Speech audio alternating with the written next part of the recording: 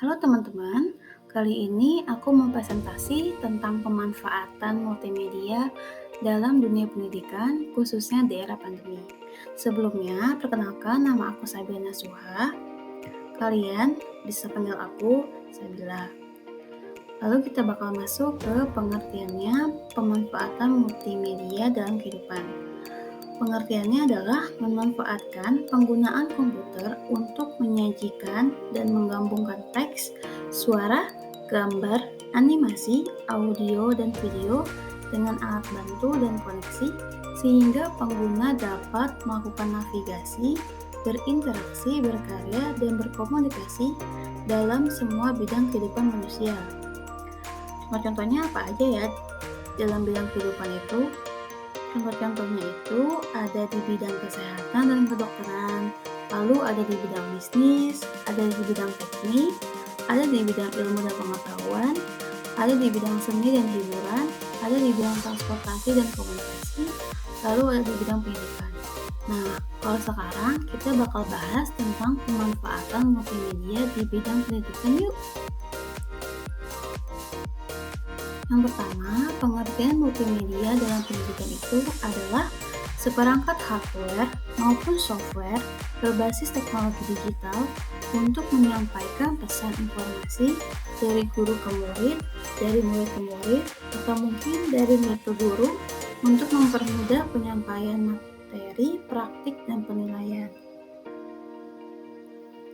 Kita selama ini merasa nggak sih kalau sistem pendidikan masa kini itu sedang mengalami perubahan yang sangat pesat sekali. Berbagai kaedah baru telah diperkenalkan serta digunakan supaya pengajaran seorang guru menjadi lebih berkesan dan pembelajaran murid lebih bermakna.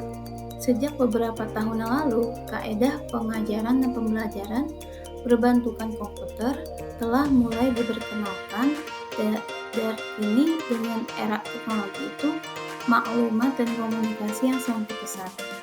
Sekarang kita lihat perbedaan dunia pendidikan sebelum menggunakan multimedia dan setelah menggunakan multimedia. Perbedaannya itu kalau sebelum menggunakan multimedia itu kita masih kayak bertatap muka langsung sama guru, terus juga masih banget menggunakan buku sebagai referensi buat belajar. Bisa kayak kalau waktu SD itu ada buku paket, ada LKS, dan sebagainya. Lalu juga masih banget menggunakan buku tulis sebagai buku catatan. Kalau sesudah menggunakan multimedia ini, kalau dilihat dari sekarang banyak banget karena apalagi keadaan pandemi itu menggunakan platform online untuk belajar daring. Kita pasti sering menggunakan Zoom, Google Meet, dan sebagainya. Terus juga kita kalau cari referensi sejak ada teknologi itu nggak usah susah-susah, yang penting ada jaringan internet, ada handphone atau komputer atau laptop, kita bisa langsung searching di Google gitu kan, referensinya udah banyak banget di internet tuh tersedia. Bisa semua informasi itu kita tinggal cari aja di internet gitu.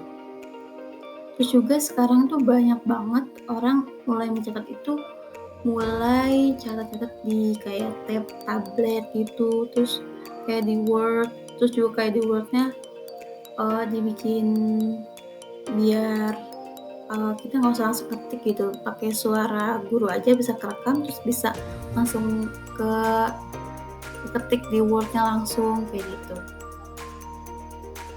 Lalu juga ada dampak positif dan negatif dari pembelajaran menggunakan multimedia ini.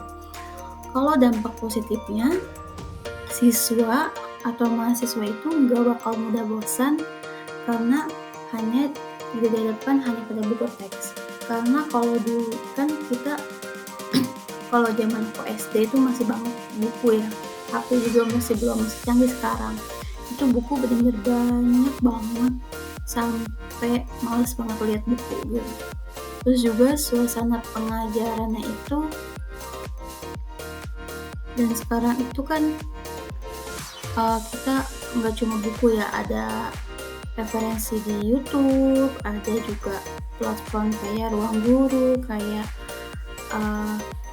Zenius dan lain sebagainya. Terus juga suasana mengajar dan pembelajaran yang interaktif akan mengalahkan komunikasi berbagai hal. Ini kalau kita lagi ada kelas gitu di Zoom, kalau kita aktif sebagai murid atau mahasiswa, terus dosennya atau gurunya itu aktif, jadi kan kayak seru banget gitu. Terus juga yang ketiga, gabungan berbagai media yang memanfaatkan sepenuhnya indera penglihatan dan pendengaran mampu menarik minat belajar. Terus juga dampak negatifnya, yang pertama terlalu banyak informasi di internet membuat kita jadi susah fokus. Ini sih kalau aku bener banget. Terlalu banyak informasi, jadi misalnya kita mau cari materi tentang statistika, misalkan apa gitu. Tapi kadang-kadang suka ada informasi ini jadi kayak pusing sendiri gitu. Terus juga yang kedua, keberadaan guru yang tenaga belajar sudah tidak lagi diprioritaskan. Ya, jadi kadang-kadang kita kalau ada kelas tuh kadang-kadang kan kita suka ngantuk sendiri gitu. Kadang-kadang jadi males, jadi kayak nggak semangat. Terus juga kayak gampang lupa sama materi gitu. Terus yang ketiga, banyak oknum yang memanfaatkan program sertifikasi yang diadakan oleh lembaga atau instansi tertentu, contohnya sertifikat dari Microsoft Corporation terdapat penjokian di dalamnya. Ini juga banyak dan masih banyak yang lainnya juga. Lalu sekarang kita bakal masuk ke manfaat pembelajaran multimedia. Yang pertama, manfaatnya itu menyajikan benda atau peristiwa yang kompleks, rumit, dan berlangsung cepat atau lambat. Yang kedua, menyajikan benda atau peristiwa yang jauh seperti bulan, bintang, salju, dan sebagainya. Keempat, menyajikan benda atau peristiwa yang berbahaya. Yang ketiga itu multimedia pembelajaran dapat menarik indera dan minat murid dalam memahami sesuatu karena merupakan gabungan antara panduan, suara, dan gerakan. Contoh-contoh multimedia seperti yang kita tahu ada di pembelajaran online itu ada Google Classroom, Microsoft Teams, Moodle, Vedana, Edmodo, dan lain sebagainya. Lalu ada latihan soal online, itu kebanyakan bentuknya Google Form, Office Form, dan quiz.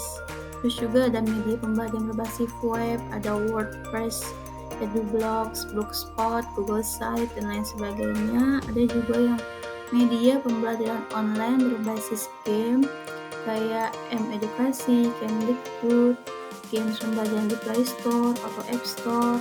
Terus juga ada studi literasi kayak Google Search, Bing Search, Wikipedia, dan Wikihow. Terus juga ada literasi geografis kayak Google Maps, Bing Maps, Worldwide Telescope, dan Microsoft Photoscience. Terus juga ada penerjemah bahasa KBBI, online matematik Kemdikbud, Google Translator, Bing Translator, dan kamus online. Kelas jarak jauh kayak Zoom, Google Meet, WhatsApp, VC Group, Skype, Microsoft Teams, dan lain sebagainya. Itu aja presentasi dari aku. Mohon maaf jika ada kesalahan kata. Terima kasih semuanya. Thank you.